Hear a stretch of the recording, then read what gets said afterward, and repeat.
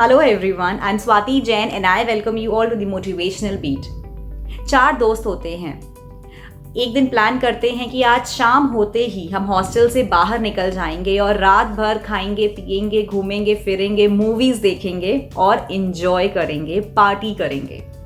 अपने इस प्लान के बीच में वो अपने अगले दिन होने वाले टेस्ट के बारे में भूल जाते हैं और जब वापस हॉस्टल आते हैं तब ऑलरेडी सुबह के 4 बज चुके होते हैं।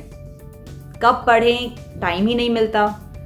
जब अगले दिन टेस्ट का ख्याल आता है तो अपने डीन के पास छोटा सा मुंह लेकर जाते हैं और एक बहाना बनाते हैं कि हम कल रात को एक शादी में गए थे और जब वापस आ रहे थे तो हमारी गाड़ी का टायर पंक्चर हो गया, जिसको ठीक करने में बहुत समय लग गया क्योंकि आसपास कोई मैकेनिक नहीं मिला, सड़क एकदम सुनसान थी। तो जब ठीक कर हम वापस हॉस्टल आए तो सुबह के 4 बज गए थे और इस कारण हम कुछ पढ़ नहीं पाए, कुछ प्रिपरेशंस नहीं कर पाए। डीन उनकी बात सुनता है, काफ़ी स्मार्ट होता है, तो उनको 3 दिन का टाइम देता है कि आप 3 दिन बाद इस एग्ज़ाम के लिए रीअपियर हो सकते हो। 3 दिन बीतते हैं, बच्चे वापस कॉलेज आते हैं। उन चारों को अलग अलग रूम्स में बिठाया जाता है और क्वेश्चन पेपर दिया जाता है। क्वेश्चन पेपर अपने सामने देखते ही चारों एकदम हैरान परेशान हो जाते हैं, बिल्कुल डर जाते हैं, क्योंकि उस क्वेश्चन पेपर में बस 2 ही क्वेश्चंस होते हैं। पहला क्वेश्चन जो 1 मार्क का होता है वो ये कि आपका नाम क्या है। दूसरा क्वेश्चन जो 99 मार्क्स का होता है वो ये कि आपका कौन सा टायर पंक्चर हुआ था। चारों बच्चे असमंजस में पड़ जाते हैं कि आखिर क्या लिखें। किसी तरह से अपना एग्ज़ाम पूरा कर एग्ज़ाम हॉल से बाहर आते हैं और एक दूसरे को देखते हैं। काफ़ी शर्मिंदगी होती है नज़रों में।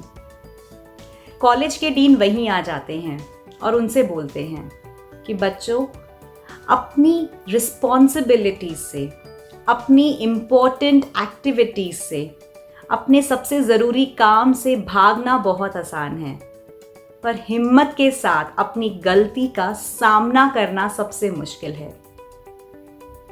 अगर तुम एग्ज़ाम नहीं लिखना चाहते थे तो साफ तौर पे आके ऑनेस्टी के साथ बताते, रीज़न बताते, पर ये बहाने हमें बस अपनी लाइफ में पीछे ढकेल देते हैं, हमें उस सक्सेस के आसपास भी नहीं आने देते हैं, क्योंकि हम हर एक स्टेप पे प्रोक्रेस्टिनेशन करना चाहते हैं। हम हर एक चीज़ के लिए टाल मटोल करना चाहते हैं, काम को आगे से आगे बस टालते जा रहे हैं, बस ये सोचकर कि किसी तरह हम अपने उस काम से पीछा छुड़ा पाएं। पर उससे होता बस ये है कि हम अपने ही समय को बर्बाद कर रहे होते हैं और अपनी ही लाइफ और अपने ही ड्रीम्स के साथ खेल रहे होते हैं। बच्चे अपनी गलती मान लेते हैं और अपने डीन से सॉरी बोलते हैं, उनसे रिक्वेस्ट करते हैं कि उनको कॉलेज से ना निकाले।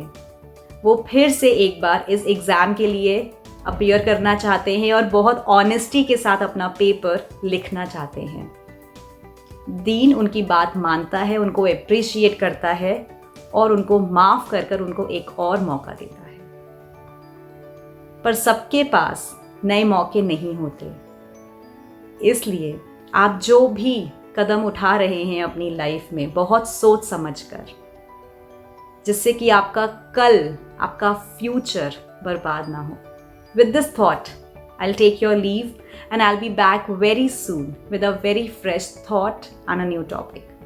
Till then, keep inspiring people around you, stop procrastination and stay inspired. Bye-bye.